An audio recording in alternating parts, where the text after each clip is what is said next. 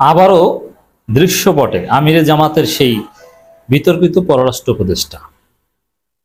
আমরা ভেবেছিলাম, জনগণ ভেবেছিল, সমালোচকরা ভেবেছিল, জামাতের শুভাকাঙ্ক্ষীরা ভেবেছিল যে না, আমিরে জামাত তার সেই বিতর্কিত পররাষ্ট্র উপদেষ্টা তাকে সরিয়ে দিয়েছেন। কিন্তু না, কিছুদিন বিরতির পর অথবা ছবি থেকে কিছুদিন ক্রপ করে রাখার মতো একটা প্রতারণার পর জামাত আবার সেই বিতর্কিত পররাষ্ট্র উপদেষ্টাকে সামনে এনেছে। দর্শক, সেই পররাষ্ট্র উপদেষ্টা কি বিতর্কিত? ধর্ষণ মামলায় জেল খাটা, তার পিএইচডির কোনো প্রমাণ তথ্য কেউ জানে না, দিতে পারে না, ভুয়া প্রফেসর এটা নিশ্চিত। আমি চ্যালেঞ্জ দিয়ে বলছি, কোশ্চিন কালো প্রমাণ করতে পারবেন না যে তিনি প্রফেসর। এই যে এতদিন যে প্রতারণা করলো জামাত, যে তাকে ছবির মধ্যে রাখলো না, ক্রপ করে দিল, হয়তো এখন আবার সামনে আনলো। জামাতের যে এই ভুল সিদ্ধান্ত, সমালোচকদের সমালোচনা আমলে নিল না, সেই সিন্ডিকেটের ফাঁদ থেকে আমিরে জামাত বের হতে পারলো না। এর জন্যে জামাতকে মাসুল দিতে হবে। জামাত ভবিষ্যতে এই উপদেষ্টাকে নিয়ে কঠিন পরিস্থিতিতে পড়বে। জামাতপন্থী কেউ কেউ, জামাতের মধ্যে যারা ক্লিন ইমেজে, তারা তো বিব্রত। এটা একটা সিন্ডিকেটের কাজ, আমরা জানি। আমির জামাতের সরলতাকে পুঁজি করে। আমির জামাত সবকিছু যে বুঝেন তা না, তার আশেপাশে অনেক বাটপার গ্রুপ অফ ইন্ডাস্ট্রি রয়েছে। আর একজন আমিরের পক্ষে দুনিয়া সবকিছু বোঝা সম্ভব নয়, সবকিছু খোঁজ খবর রাখা সম্ভব নয়। তো দর্শক, এই যে বেপরোয়া সিদ্ধান্ত জামাতের, এটা জামাতকে ভোগাবে। দেখবেন যে ক্ষমতার সব বন্দোবস্ত তৈরি হয়েছে, ক্ষমতায় আসছে, দু একটা ভুলের কারণে সব এলোমেলো হয়ে গেছে। তার মধ্যে এটা একটা ভুল হতে পারে। তখন জিবায় কামড় দিয়ে আফসোস করা ছাড়া আর কিছুই করতে পারবে না। তো দর্শক, জামাত অনেক ক্ষেত্রে তৈলাক্ত বাঁশের মতো, তৈলাক্ত বাঁশে ওঠে, একটু ওঠে আবার আরেকটু নামে। তাই এই পররাষ্ট্র উপদেষ্টাকে নিয়ে জামাতের এই প্রতারণা এবং নাটক এবং ধান্দাবাজি করে, যে ছবি থেকে ক্রপ করে আমাদেরকে খুশি করেছে, এই দেখো নাই, কিন্তু ঠিকই হয়তো ছিল, আবার এখন আবার সামনে এনেছে, এই যে দেখো তোমাদের কথা মানি না, শুনি না। সে ধর্ষণ মামলা, তাতে কি তার অনেক টাকা পয়সা আছে মনে হয়। সরাসরি হাসিনার সাথে ছবি এবং হাসিনার গুম খুনের বাহিনীর সাথে সরাসরি ইন্টারাকশন। এটা আগামী বিএনপি কিন্তু এখন চুপচাপ, এটার বিরুদ্ধে বিএনপি তেমন কিছু বলে না। কেন বলে না জানেন? যে এটা থাক, ভোটের আগে জামাতের বিরুদ্ধে এটা কাজে লাগাবো। এখন যদি জামাত আগেভাগেই এই বিতর্কিত উপদেষ্টাকে সরিয়ে দিয়ে ধুয়ে মুছে সাফ হয়ে যায়, তাহলে জামাতের বিরুদ্ধে কি বলবে? কিছু বলার তো থাকবে না। না, জামাত তো কোনো আওয়ামী স্পেন্সারকে সহযোগিতা করে না। কিন্তু এটা এই জন্য বিএনপি চুপচাপ থেকে, হয়তোবা বিএনপির যে কৌশল, এটাও বা জামাত ধরতে পারেনি, চুপচাপ থেকে, অথবা বিএনপিও লবিং করবে প্রয়োজনে, এই উপদেষ্টাকে রাখেন ভাই, ভালো তো। দেখেন না, প্রত্যেকদিন মিটিং টিটিং হয় আপনার সাথে, তা খুশিতে গদগদ হয়ে তাকে রেখে দেওয়া হতে পারে।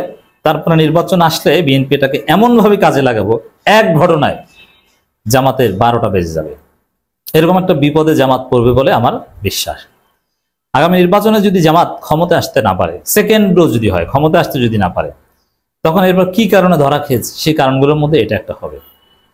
এটা ছোটখাটো কিছু না, আমিরে জামাতের পররাষ্ট্র উপদেষ্টা। আর অভিযোগটা কি?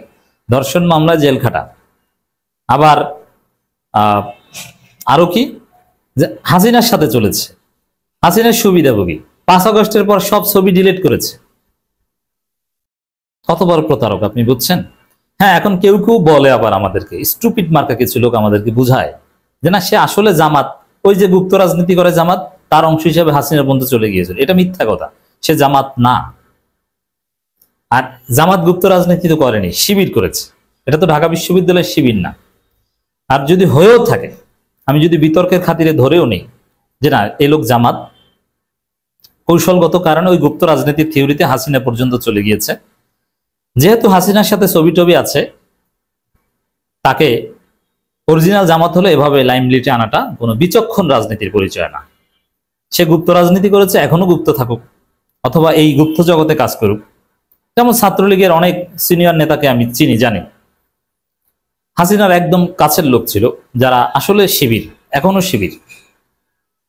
কিন্তু তারা যেসব নেতার পরামর্শে ছাত্রলীগ করতেন, 5 আগস্টের পর তাদের কাছে গিয়েছেন, তারা দূরদর্শী বলে বলেছে, না তোমরা জামাতে আসা দরকার নাই, তোমরা ছাত্রলীগ বা আওয়ামী লীগই করো। তারা এখনো আওয়ামী লীগ করছে। কারণ কি? কারণ হচ্ছে তারা হাসিনার লোক, হাসিনার একদম সিনিয়র নেতা ছাত্রলীগের, এবং হাসিনার সাথে ছবি টবি আছে। তো ওই লোকগুলো যদি জামাতে আসে, এতে আরো বিতর্ক তৈরি হবে। তার চাইতে বরং ওখানে আওয়ামী লীগ থাকুক, বা ভবিষ্যতে আওয়ামী লীগ যতটুকু থাকে তার একটা ভালো নেতৃত্বে সে থাকতে পারবে। এখন চাইলে কিন্তু তাকে ফিরিয়ে আনা যেত, যে না ঠিক আছে তুমি শিবির জামাতে চলে আসো, কিন্তু আনে নাই। কেন? ওই যে হাসিনার সাথে ছবি টবি আছে, ওটা মন্ত্রীদের সাথে একদম প্রকাশে অতিমাত্রায় ছাত্রলীগ ছিল। তো দর্শক, আমিরে জামাতকে ঘিরে যে সিন্ডিকেট, তাদের কারণে এই ঘটনা। এবং আমি বলছি, আপনারা লিখে রাখেন, এর মাসুল জামাতকে দিতে হবে। আমিরে জামাতের সঙ্গে ঢাকাস্থ জার্মানি রাষ্ট্রদূতের সৌজন্য সাক্ষাৎ।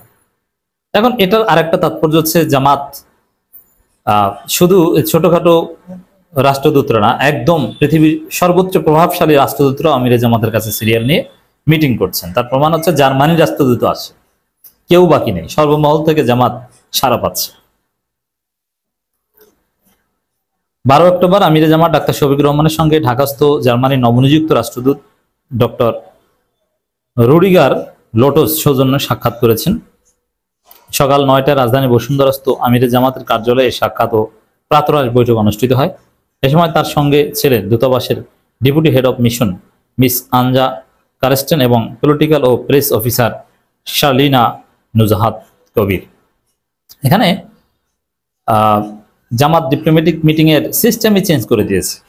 ডিপ্লোম্যাটিক মিটিং সাধারণত ডিনার লাঞ্চ পার্টি হয়, কিন্তু এখানে এখন জামাত ব্রেকফাস্ট পার্টি করে। এটা জামাতের একটা ইনোভেশন। বৈঠকটি অত্যন্ত আন্তরিক ও সৌহার্দ্যপূর্ণ পরিবেশে অনুষ্ঠিত হয়। আলোচনার শুরুতে মান্যবর রাষ্ট্রদূত আমিরে জামাতের শারীরিক খোঁজখবর নেন এবং তার দ্রুত ও পূর্ণ সুস্থতা কামনা করেন। বৈঠকে আসন্ন জাতীয় নির্বাচন বাংলাদেশের জন্য অত্যন্ত গুরুত্বপূর্ণ বলে উল্লেখ করা হয়, নির্বাচন ইত্যাদি ইত্যাদি ইত্যাদি ইত্যাদি। তো এখানে বৈঠকের তাৎপর্য আর নতুনভাবে বোঝানোর কিছু নেই, এটা আমরা নিয়মিত বয়ান করি। আমিরে জামাতের সঙ্গে বৈঠকে উপস্থিত ছিলেন সংগঠনের সহকারী সেক্রেটারি জেনারেল এবং কেন্দ্রীয় প্রচার ও মিডিয়া বিভাগের প্রধান অ্যাডভোকেট এহসান মাহবুব জুবাইর, আমিরে জামাতের পররাষ্ট্র বিষয়ক উপদেষ্টা প্রফেসর ডক্টর মাহমুদুল হাসান এবং ঢাকা মহানগর উত্তরের মেডিকেল থানা জামাতের আমির ডাক্তার SM খালিদুজ্জামান। এখন এই যে উপদেষ্টা, সে যে প্রফেসর, এটা প্রমাণ করতে কোশ্চিন কালও পারবে না, ভুয়া প্রফেসর। এবং তার ছবিতে যে ড্রেস আপ দেখলাম, কি রুচি! এই কালারের প্যান্ট আর এই কালার শার্ট কোন স্মার্ট লোক পরে? কি বাজে রুচি, থার্ড ক্লাস।